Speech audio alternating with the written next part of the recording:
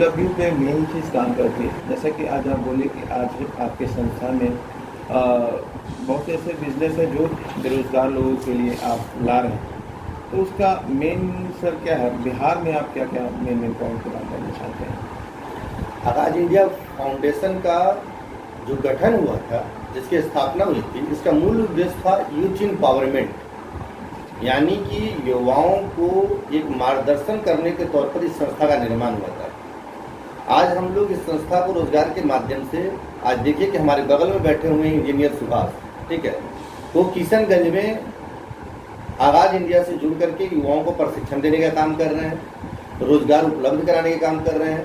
जैसे हम बताना चाहेंगे कि फार्मिंग के क्षेत्र में, आपको नर्सरी के क्षेत्र में, पोल्ट्री फार्म के क्षेत्र में, बहुत सारे ऐसे क्षेत्र हैं जिसमें कॉमर्शियल डिपार्टमेंट भी शामिल है मेरा, कंपनी मामले का डिपार्टमेंट भी शामिल है मेरा, डोर टू डोर मार्केटिंग भी शामिल है।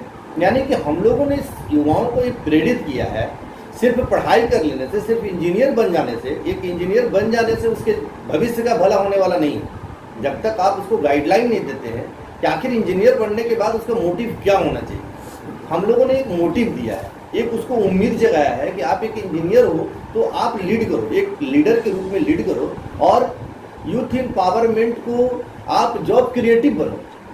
आपका सोच जो होना चाहिए वो जॉब क्रिएटिव होना चाहिए, ना कि जॉब करने के लिए बनना चाहिए। आप एक इंजीनियर हो, आप 100 लोगों को जॉब दो, तब जानेंगे कि आपका ये जॉब करने का जो तरीका हुआ ये सफल हुआ। और उसी काम को आगाज इंडिया कर रही है। और आत्मनिर्भर बिहार और रोजगार के मामले में आज बहुत सारे इंजीनियर, बीटेक जैसे पढ़े लिखे छात्र जो हैं अब आगाज इंडिया से जुड़ने के लिए तत्पर हो रहे हैं। किन किन क्षेत्रों में आगाज इंडिया काम कर रही है? अभी मार्केटिंग के क्षेत्र में काम कर रही है, कंपनी डिपार्टमेंट के क्षेत्र में, यानी लघु उद्योग के क्षेत्र में जितने भी छोटे छोटे मशीन बैठा करके लोग अपना आत्मनिर्भर करके, अपना पैकेजिंग करके, अपना ब्रांडिंग कर करके, जैसे आप मान लीजिए छोटी सी उदाहरण के तौर पर बताता हूँ कि गेहूं का उत्पादन बिहार में ज़्यादा होता है, पर आटा आशीर्वाद का लोग खाते हैं। जो आटा का मूल्य हमारे यहाँ 25 रुपये होना चाहिए वो 50 रुपये, गेहूँ हमारा 10 रुपये खरीद करके ले जाता है और हम लोग को आटा 50 रुपये केजी खाना पड़ता है। ये क्या हुआ? हम लोगों को उस क्षेत्र में जागरूकता नहीं होने के कारण ऐसा हो रहा है। अगर हम लोग इसको लघु उद्योग के रूप में उतारेंगे तो लाखों लोगों को रोजगार मिलेगा, किसान एक तरफ मजबूत होंगे, बिहार का इकोनॉमी बढ़ेगा, प्रति व्यक्ति आय बढ़ेगा। इससे हम लोग आपको इकोनॉमी को हाई करेंगे और हम अपने खुद में एक आत्मनिर्भर बनने का काम करेंगे। सर, आप बिहार को, पूरे बिहार को आप आत्मनिर्भर बनाना चाहते हैं, इसके लिए आपका फाउंडेशन हर दिशा में काम कर रहा है सर। अभी युवाओं का सबसे मेन दिक्कत है सर फंडिंग का, तो क्या आपका फाउंडेशन लोग फंडिंग भी कर रहा है क्या? लोगों को उसमें सहायता, प्रोत्साहन राशि के रूप में कोई राशि भी दे रही है क्या? देखिए, फंडिंग का जहाँ तक बात है, आज तक किसी भी एनजीओ, किसी भी संस्था, लोगों को एक भ्रम फैलाया जाता है कि फंडिंग आ रहा है, आपका फंडिंग आ रहा है, कहीं से फंडिंग कोई देगा। ये सब सारी चीज़ें जो है वो बकवास है। हम इस फंडिंग के तौर पर नहीं जाने जाते हैं। फंडिंग तो खुद का एक गुमटी आप खोलते हैं, एक दुकान खोलते हैं, तब आपका 1 लाख रुपये का, तो 1 लाख रुपये या तो किसी से आप कर्ज लेते हो या कहीं से आप लगाते हो, वो भी अगर नहीं चलता है तो वो डूब जाता है। उस फंडिंग का क्या होता है? लेकिन हम लोगों ने ऐसा कुछ भी नहीं किया है कि किसी व्यक्ति से हम लोगों ने फाउंडिंग का इन्वेस्टमेंट कराया है, किसी लोगों से कुछ सहयोग लिया है, या किसी लोगों से कुछ तरह का, किसी तरह का कोई वातावरण नहीं बनाया। हम लोगों ने एक ग्रुप का गठन किया है, उसमें जो भी व्यक्ति प्रशिक्षण के आधार पर करना चाहते हैं वो हमारे फाउंडेशन के माध्यम से मशीन खरीदते हैं या बहुत सारी चीज़ों का वो खरीद कर करके अपने हाई लेवल अपने बिजनेस को खड़ा करते हैं।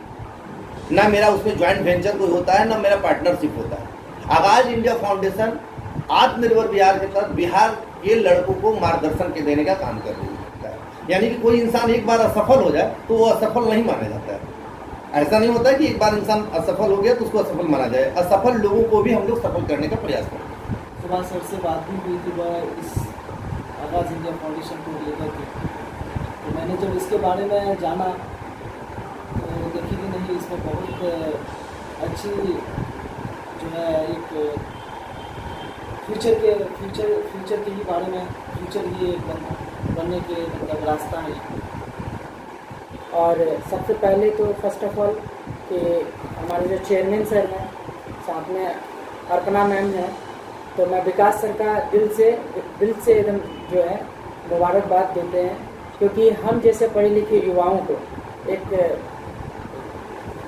टैलेंटेड युवाओं को, जो उनका टैलेंट होता है किसी भी युवाओं को, और उसके अंदर के जो टैलेंट को यूटिलाइज करना होता है, और साथ साथ में जो प्लेटफॉर्म सर ने दिया है इसके लिए बहुत बहुत धन्यवाद देना चाहेंगे।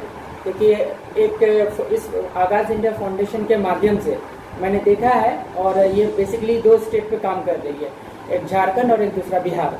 तो इससे पहले भी हम फाउंडेशन से जब नहीं जुड़े थे तो मैंने देखा है कि विभिन्न क्षेत्रों में जाकर के आगाज़ इंडिया फाउंडेशन जो है युवाओं को रोजगार के साथ साथ विभिन्न क्षेत्रों में काम करने का भी मौका मिल रहा है।